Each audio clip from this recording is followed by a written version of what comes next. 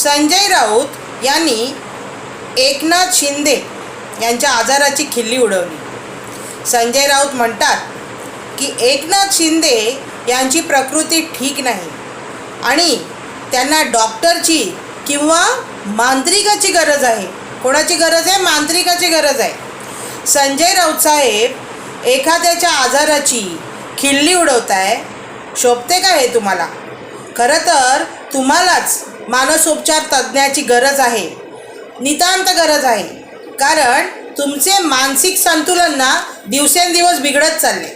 तुम्ही रोज वेगवेगळी विधानं करता, ती सर्व विधानं एकमेकांशी कधीच जुळत नाहीत। सकाळी जे बोलता त्याच्या विरुद्ध संध्याकाळी तुम्ही वेगळंच काही बोलत असतात। यामुळेच महाराष्ट्रातील जनतेने विधानसभेला तुम्हाला तुमची जागा दाखवून दिली। आजारी माणसाला ना डॉक्टरची नाही, मांत्रिकाची नाही, डॉक्टरची गरज असते। एवढं तरी तुम्हाला साधं लॉजिक कळायला पाहिजे हो।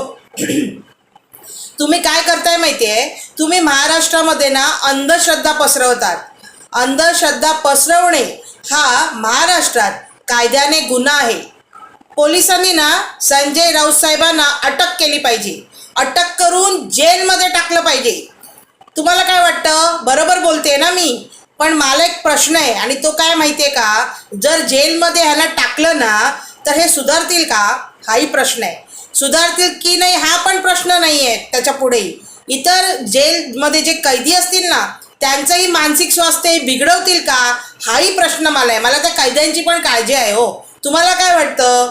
कमेंट करा, मला सांगा मी जे बोलते ते पटतंय की नाही। लाईक करा, शेअर करा, सबस्क्राईब करा।